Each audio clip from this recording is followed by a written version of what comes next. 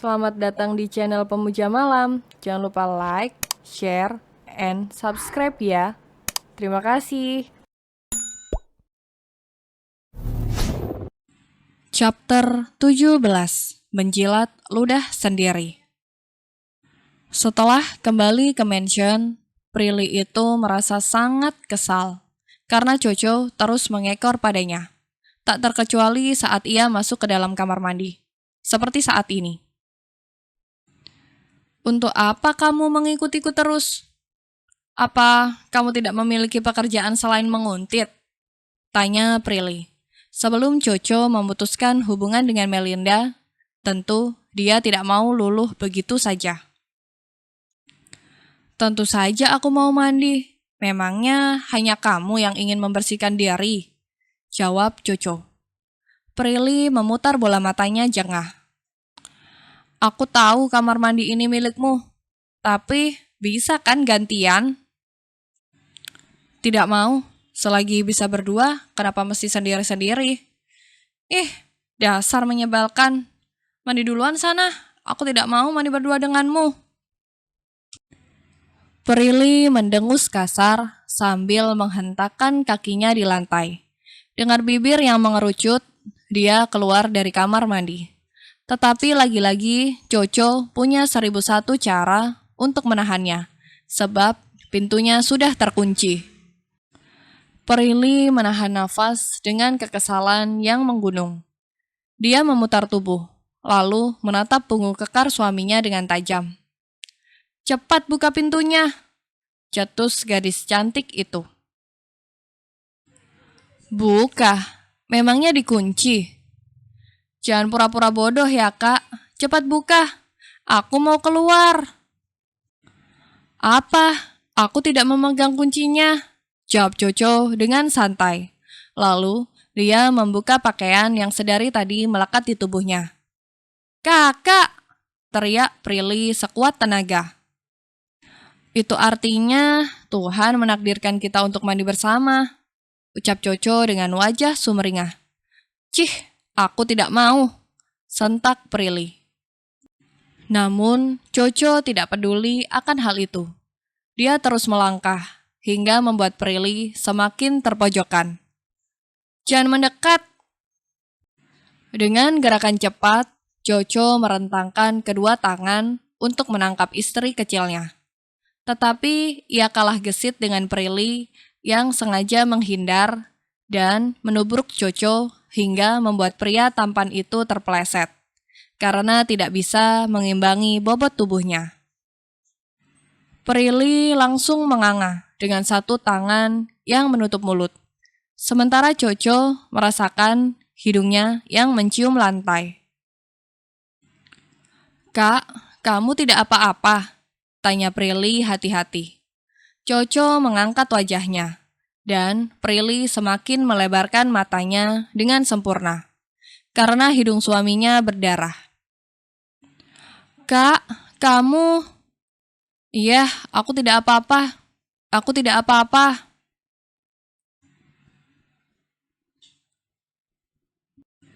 Setelah membersihkan hidungnya yang berdarah, Jojo pun memilih untuk keluar dari kamar. Dia mencari sudut mansion yang sepi, sebab orang yang sedang mengikuti Melinda mengiriminya beberapa pesan. Sore ini Nyonya Melinda datang ke gudang tua, Tuan. Dia datang sendirian dan masuk ke gudang itu. Pesan itu terkirim saat Melinda baru saja tiba. Dan setelah beberapa saat kemudian, anak buah Jojo kembali menulis pesan, mengatakan bahwa Melinda keluar dengan gerakan tergesa-gesa. Jojo hanya mampu mengernyitkan dahinya. Tak hanya informasi seputar kemana Melinda pergi. Dia pun mendapat lokasi terkini.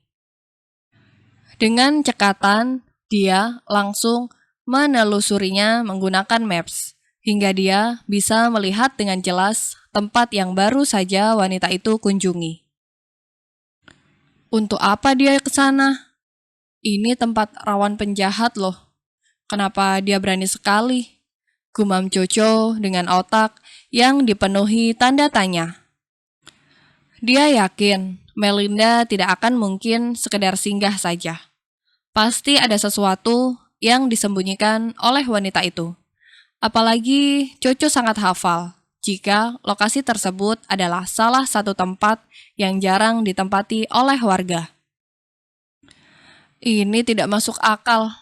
Apa yang sebenarnya kamu sembunyikan, Mel? Apakah sangat besar hingga kamu tidak berbagi lagi denganku? Tanpa pikir panjang, Jojo meminta anak buahnya untuk mengecek ke dalam, agar ia tahu lebih jelas tujuan Melinda datang ke gedung tua itu. Aku tidak mau tahu. Aku ingin informasi yang lebih jelas mengenai dia, cetus Jojo. Lalu dengan cepat mematikan panggilan secara sepihak. Pikirannya mulai berlarian ke sana kemari, mengingat tentang hubungannya dengan Melinda. Selama ini, ia merasa tidak ada yang ditutup-tutupi. Namun, kenapa pada akhirnya realita mulai berubah saat ia telah menikah dengan Prilly? Apakah selama ini aku salah menilaimu, Mel? Kenapa sekarang kamu membuatku ragu? Gumam Coco. Hatinya seperti tak tentu arah antara di masa lalu dan masa sekarang. Dia masih dibayang-bayangi oleh keduanya. Apalagi hubungannya dengan Melinda dikata baik-baik saja. Sebab wanita rubah itu sangat pandai bermain drama untuk mendapatkan keinginannya. Hingga Coco masuk ke dalam permainan Melinda. Cinta yang ia kira tulus tanpa adanya alasan justru memiliki tujuan. Rasa sayang yang semula penuh kelembutan, nyatanya justru penuh kepalsuan. Coco hanya bisa menghela nafas berat. Kepalanya terasa berdenyut tiap kali memikirkan nasib percintaannya. Dengan langkah gontai, pria tampan itu kembali masuk ke dalam mansion. Namun, wajah murung itu langsung menghilang ketika dia melihat Prilly yang baru saja selesai mengenakan pakaian. Karena setelah ia telusuri lebih dalam, ternyata berada di dekat Prilly, ia merasa nyaman. Kenapa tidak pakai baju seksi lagi? Tanya Coco dengan tampang mengejek. Prilly malas meladeni suaminya. Sebab dengan adanya Coco, membuat dia selalu naik darah.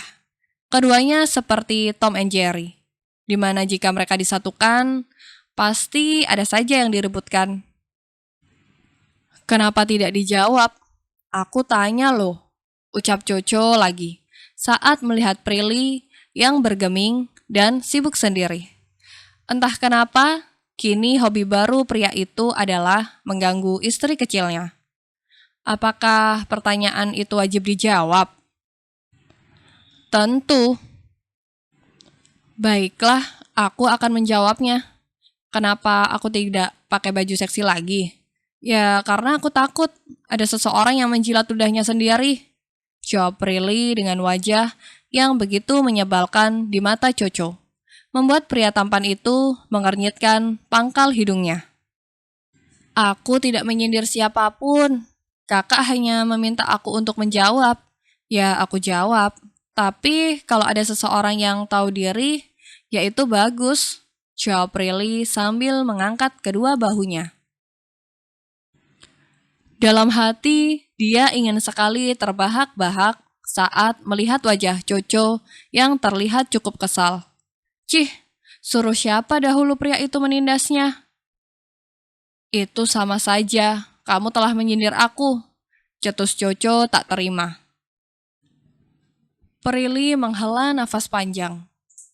Ini yang membuatku malas untuk menjawab pertanyaan-pertanyaan yang tidak penting itu. Hanya buang-buang waktu. Mendengar itu, tangan Coco terkepal. Apa katanya? Hanya buang-buang waktu. Prilly terlihat waspada saat Coco mulai melangkah ke arahnya. Sebab ia sangat yakin pria itu akan melakukan sesuatu padanya. Mau apa kamu, Kak? Karena kamu telah menyindirku, kamu harus mendapat hukuman. Tegas Coco yang membuat Prilly langsung mendelikan matanya. Hukuman apa? Mulai malam ini kita tidur bersama. Kita realisasikan apa itu menjilat ludah sendiri. Bahkan aku akan mengajarimu ludah orang lain.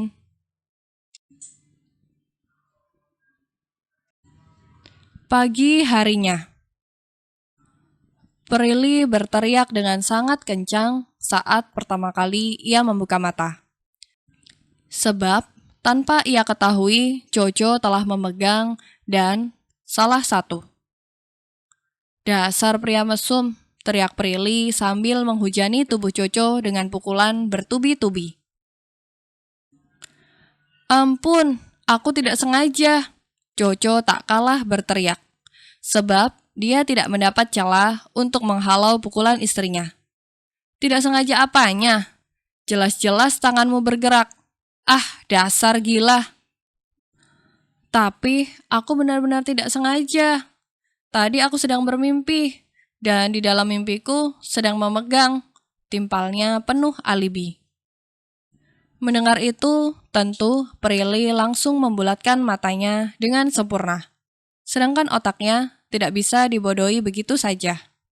Cih, aku tidak percaya, teriak gadis itu, bak seekor singa yang siap melahap mangsanya. Bersambung.